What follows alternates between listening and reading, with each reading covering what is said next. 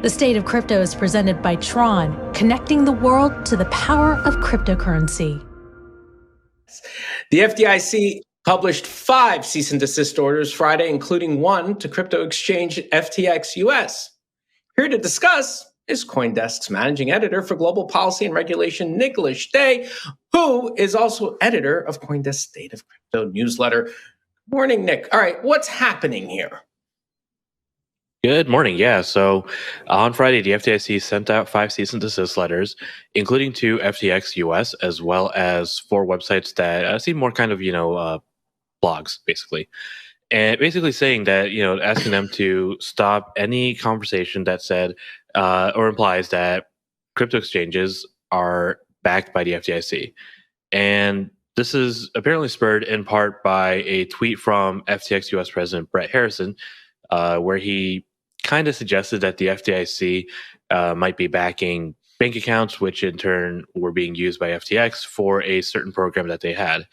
And basically the FDIC just said, okay, well, we don't want any implication that we are backing a crypto project at this time, so stop. And, I think this is personal speculation, but I think a huge chunk of that is because of the whole Voyager thing earlier this year, where Voyager collapsed and said, oh, by the way, your funds are FDIC insured. And it turns out they were not.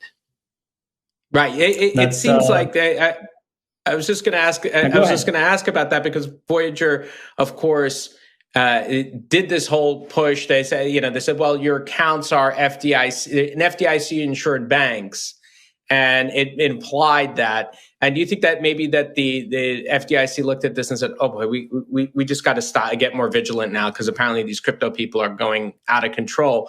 And also FTX responded, correct? Yeah. So to your first question, I do think that is a big factor. Right after the Voyager announcement, FTX did actually come out and say, or sorry, not FTX, excuse me, the FDIC came out and said, provide guidance to all other crypto companies saying, don't mention us. FTX's response, you put it up on the screen, but Brett Harrison said that, they didn't really mean to imply that. They took down the tweet. They actually took down the tweet even before the FDIC letter came out. So it does suggest that, they were fairly responsive.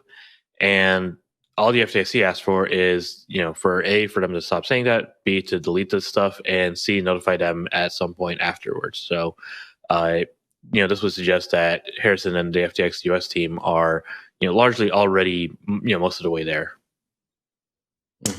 Over the weekend, there was another development. You kind of talked about Voyager, and it's about Voyager. Voyager customers, they said no to retention bonuses for employees of the bankruptcy crypto lender. Now, interestingly, the bankruptcy court will hold a hearing and kind of decide on August 24th to debate that motion. And if I was a film producer, I should be taking notes for a dramatic debate unfolding. Just explain to me why that could be dramatic.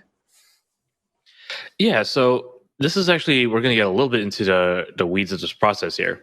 So Voyager earlier this month made a filing where they said, hey, we want to pay 38 different employees 1.9 million collectively. So on average, about 50,000 per person as a retention bonus. And they say that this is because right now Voyager's employees are paid through a combination of salaries and equities, but a huge chunk of their salaries are through equities, which are now worthless because the company is in a bankruptcy process. And even if the company comes out of bankruptcy, these equity holdings might continue to be worthless or worth a lot less. And so basically the employees in question might not be compensated the way they were promised. So Voyager said, hey, we want to pay these employees a bonus to make sure they stick around. Now, on Friday, the creditors, which is basically an organized group of Voyager customers, as well as the U.S. Trustee's Office, which we talked about last week in the Celsius case, both made separate filings. The creditors to say, we absolutely refuse. Voyager has not done anything to reduce headcount or reduce costs. And so, this seems like we're just handing out money to employees who could be easily replaced and who shouldn't be holding these mission, or who, if they are holding, mission critical roles, should be able to have some kind of a backup system in place or backup personnel in place. And the Trustee's Office said that, under its view, it's possible that some of the intended recipients of these bonuses might not even qualify.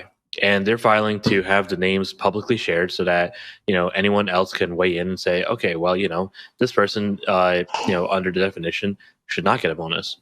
And you're right, there is a hearing on Wednesday, so we'll get a bit more clarity as to how these groups are going to approach it.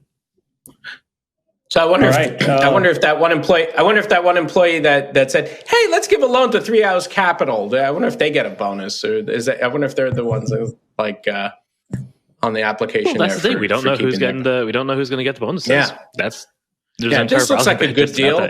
I'll sign off on this.